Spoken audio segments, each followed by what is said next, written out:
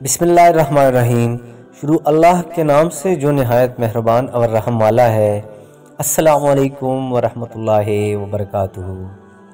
حدیبیہ کے روز سارے لشکر صحابہ میں پانی ختم ہو گیا، حتیٰ کہ وضو اور پینے کے لیے پانی کا قطرہ باقی نہ رہا۔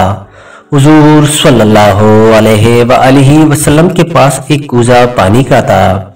حضور جب اس کوزہ سے وضو فرمانے لگے تو سب لوگ حضور صلی اللہ علیہ وآلہ وسلم کی طرف لپکے اور فریاد کی کہ یا رسول اللہ، ہمارے پاس تو ایک قطرہ بھی پانی کا باقی نہیں رہا، ہم نہ تو وضو کر سکتے ہیں اور نہ ہی اپنی پیاس بجھا سکتے ہیں۔ حضور صلی اللہ علیہ وآلہ وسلم، یہ آپ ہی کی کوزی میں پانی باقی ہے، ہم سب کے پاس پانی ختم ہو گیا اور ہم پیاس کی شدت سے بے چین ہے۔ حضور صلی اللہ علیہ وآلہ وسلم نے یہ بات سن کر اپنا ہاتھ مبارک اس کوزہ میں ڈال دیا۔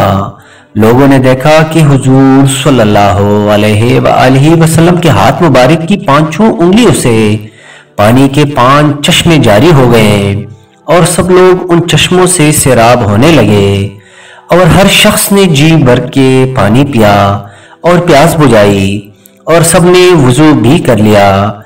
حضرت جابر رضی اللہ تعالیٰ عنہ سے پوچھا گیا کہ لشکر کی تعداد کتنی تھی؟